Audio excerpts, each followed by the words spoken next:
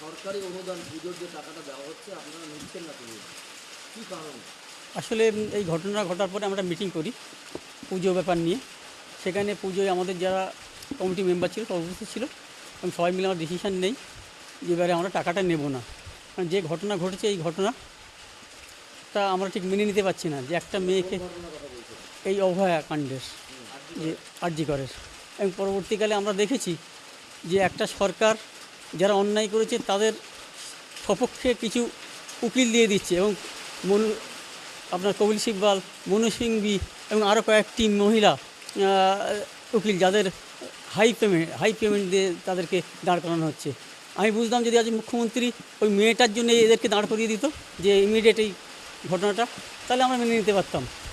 আমরা সেই জন্যই আর কি বিশেষ করে আমরা আর চাইছি না এবারে টাকাটা আমরা নিতে, বুঝছেন তো, সেই জন্য